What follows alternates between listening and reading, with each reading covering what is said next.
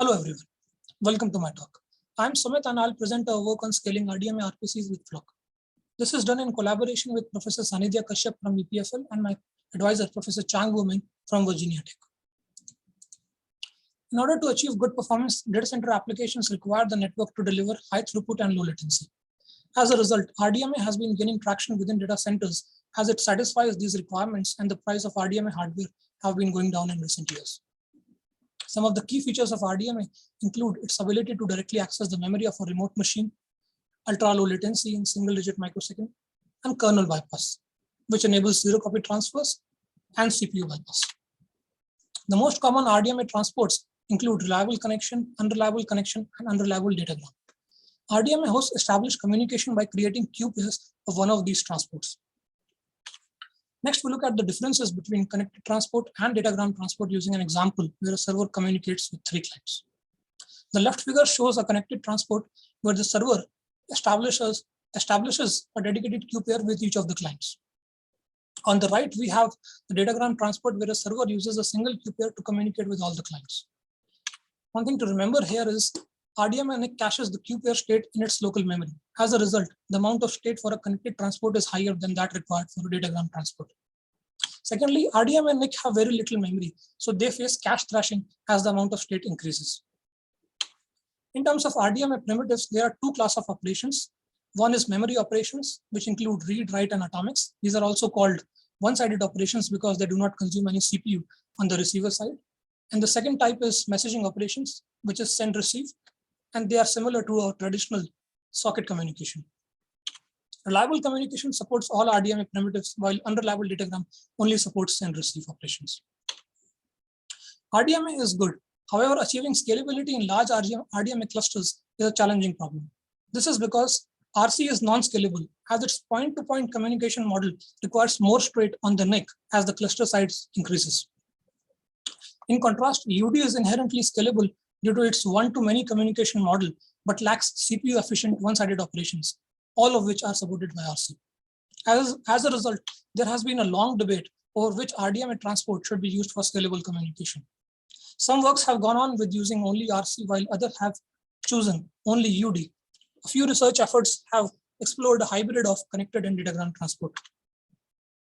This brings us to a problem statement.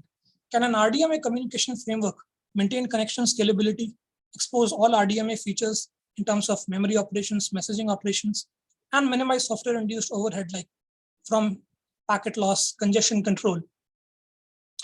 In Flock, we aim to achieve all these goals.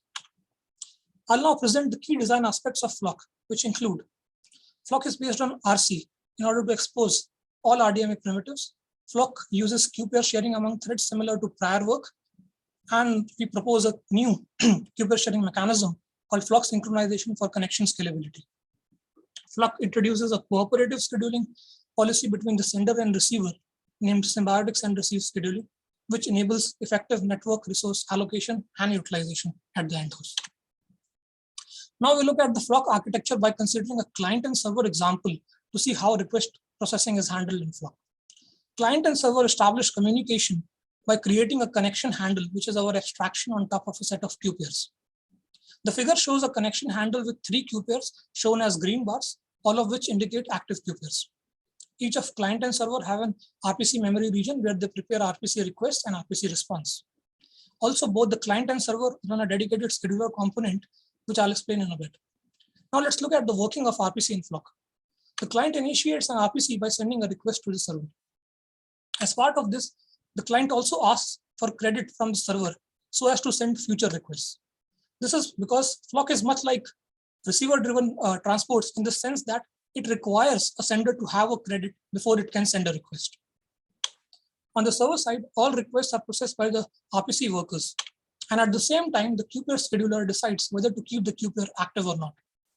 The server then returns the response, and as part of the response, it either provides credits, which means the queue pair is still active, or it deactivates the queue pair. Let's assume in this example that queue pair 1 and 3 are still active, while queue pair 2 is marked inactive, as shown in the red bar. Next, at the application side, application threads receive response, and at the same time, thread scheduler migrates threads from a deactivated queue pair to another active queue pair. That is from queue pair 2 to another queue pair 1 or 3. Overall, receiver-side queue pair scheduler dynamically activates or deactivates queue pairs on a per sender basis to avoid NIC cache pressure, and sender-side thread scheduler multiplexes active queue pairs among the application threads. However, prior work has shown that queue pair sharing among threads is detrimental to performance because of low parallelism and high synchronization overhead.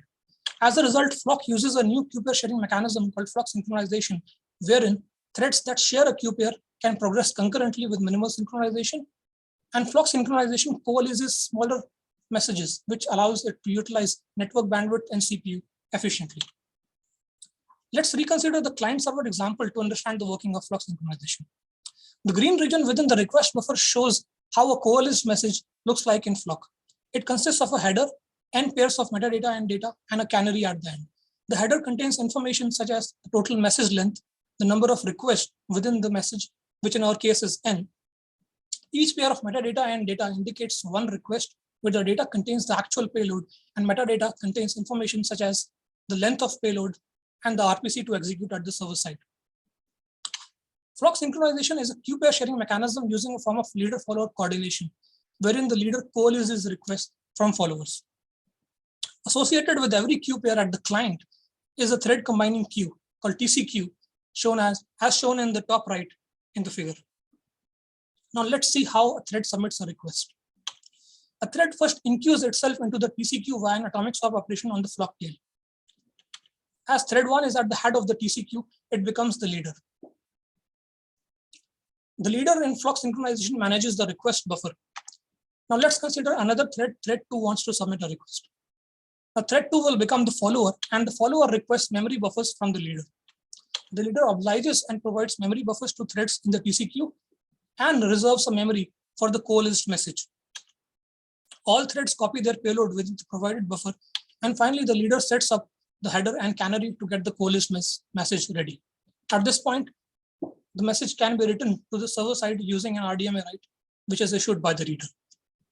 Overall, Flock synchronization enables low synchronization overheads for queue pair sharing. It allows concurrent progress of threads and fairness in terms of their arrival order. It allows for efficient network utilization by reducing the number of small messages transmitted via coalescing, and requires fewer CPU cycles for MMIO operations as the number of messages exchanged is reduced. As part of our evaluation, we want to answer the following question: how Flock performs in comparison to the state-of-the-art RDMA RPC systems, and how the performance of a real-world application is impacted when we integrate it with Flock. Our evaluation environment consists of 24 machines from Cloud Lab cluster, where each machine has a 32-core AMD CPU running at 2.5 GHz and has a Mellanox Connect X5 100 Gbps NIC. All machines are connected via 100 Gbps switch, and for Flock, we set the maximum active queue pair count at the server to 256. First, we compare Flock with ERPC, which is a state-of-the-art RDMA RPC system. We use one machine as a server and 23 machines as clients, and the workload consists of 64-byte RPC request and 64-byte RPC response. Here are the results. The upper figure shows the throughput in operations per microsecond, and the bottom figure shows the 99th percentile latency in microseconds. As can be seen, Flock consistently outperforms ERPC and delivers throughput which is up to 3.4x times that of ERPC. In addition, our tail latency is lower than ERPC by a factor of up to 2. This is primarily because of coalescing in Flock, which enables more concurrency at the clients, while the queue pair scheduling at the server limits the active queue pair count. As a result, the server NIC doesn't face cache thrashing as the number of clients increase. In contrast, ERPC, much like other UD-based RPCs, suffer from high CPU overheads. Next, we compare Flock against FAST, which is another RDMA-based transaction processing system. For a fair comparison, we use a similar transaction protocol as FAST, optimistic concurrency control, and two-phase commit for serializable transaction. We use 3 machines as servers and 20 machines as clients in this evaluation. Our workloads include TATP, which is a read-intensive benchmark, and small bank, which is a write-intensive benchmark. Here are the results for TATP. Upper figure shows the throughput and lower figure shows 99th percentile latency in microseconds. As can be seen, FAST outperforms Flock up to 2 threads, but its performance saturates at 4 threads. In contrast, Flock's throughput improves as the number of threads per client increases. Overall, Flock delivers throughput which is up to 2.4 times that of Fast with lower median and tail latency. These gains are again primarily down to coalescing and efficient network utilization. We observe similar results for small bank. Please see our paper for more evaluations. In conclusion, with Flock, we target resolving the long-standing tension between performance and scalability in vanilla RDMA hardware by offering a low overhead queue sharing mechanism using leader-follower synchronization. We offer a cooperative scheduling mechanism between client and server, which allows us to limit the maximum load at the server, and Flock then delivers efficient performance with superior performance with efficient network utilization and reduced CPU usage. Thank you.